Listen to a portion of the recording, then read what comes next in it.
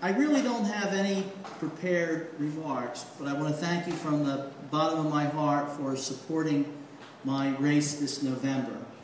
You know, I was a councilman here in Hamilton, and this is like the 2005 Goodwin County Pone race, when we have Dave Dennis and I, when we had about this much money, but we had a lot of heart, and we had a lot of people like yourselves backing us. And the special interests were against us, and so this is, to me, a repeat of 2005, but we had the people. And the people are the greatest asset I really believe you could really have. And they believe in your message and what you're trying to do. Because this is not a career path for me. Just like in 2005, and David Dennis and I did not like the way our township was being run. And that paved the way for Mayor Benzavengo to come in.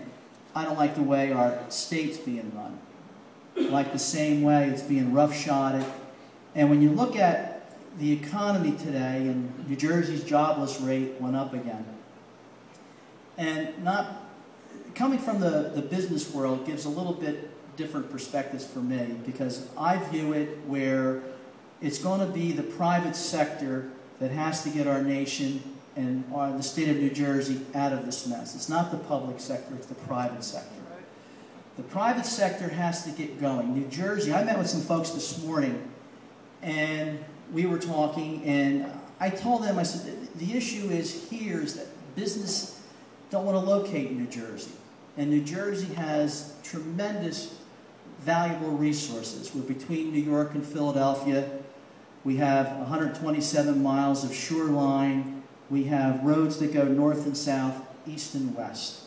We have a lot going for us, but our property taxes are so high, and the cost of doing business is so high that companies locate down south.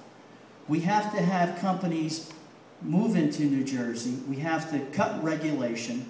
We have to really be nice to people who are like Ed and his membership and how they employ people, because they create the jobs. And the jobs create the payrolls. And the payrolls put money back in the economy. Because when you look at the public sector, it's the private sector who are really paying the taxes and who are really funding the public sector. And if the public sector is like this, and those who are creating the jobs are going like that, in the middle, there's nothing there but to raise taxes, income taxes, sales taxes, or borrow. And that's what the state of New Jersey has been doing for the last 10+ years, is they've been passing the buck and let the next guy pay for it. Well, now you finally have a governor that's saying, wait a minute now, we can't pass the buck anymore. I mean, the Transportation Improvement Trust Fund, next year, I don't know if you know, it's out of money. All the money is going to go to debt. So we have to build the bridges, the roads, buildings to get the economy back moving again. And I view it this way. You're going to get the glossy pieces in the mail from my opponent, and you're going to look at them, but you can't be fooled, and you got to tell your friends and neighbors, you cannot be fooled, because her mail is going to say she stands up to press special interests. She doesn't stand up to special interests. She stands with special interests. She doesn't stand up. She's voted for these budgets. She's voted for this deficit spending, and she cannot run away from her record, because her record speaks for itself. It has driven jobs out of New Jersey. So I pledge to you that I want to do the best job for you, because I view your money as my money, because it's easy to spend your money, but I don't look at it that way, because there's got to be a reason why we do things. And we've got to get back to the fundamental basics, because New Jersey has reached a tipping point, and we're really bordering going over the tipping point where something has to give, because we want to keep people here.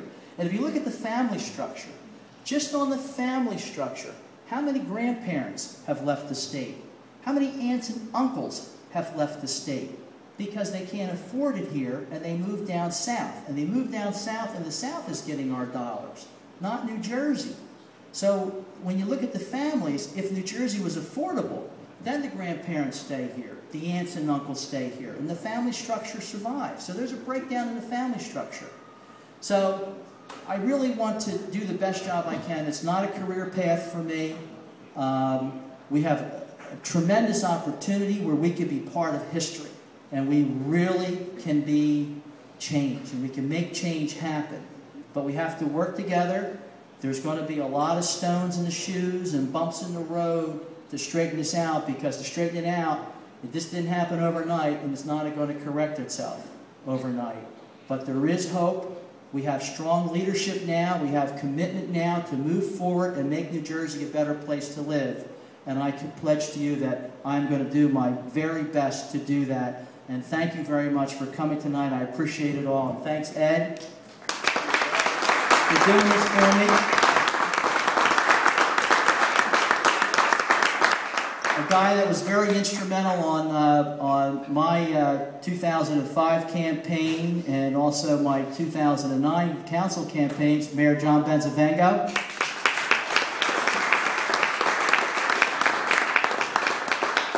And the guy I carried through 2 elections. Somewhere in the back I could see his head, my former running mate, Dave Kenny.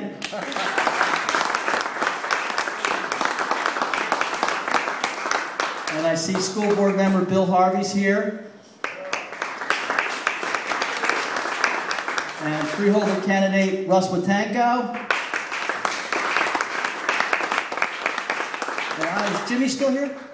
Oh, they went walking. Jimmy and Gino went out walking. So thank you all for coming. I really appreciate it. And I can tell you, we feel good about this campaign. There's enthusiasm out there. When I go door to door, the reaction, I can honestly tell you, is phenomenal. That there is, people want change. They don't like the direction of the country, but they like the governor and they like the way that New Jersey is moving forward. So thank you very much, and thanks again, Ed.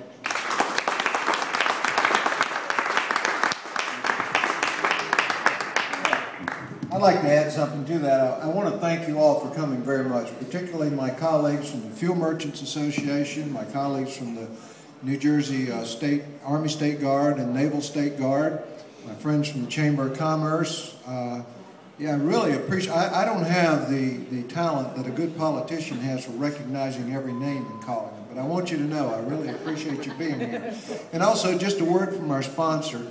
It's been very hot this summer, and if your air conditioners are suffering, my colleague in the back, Chuck Gannon, can really help you out with that. Thanks again.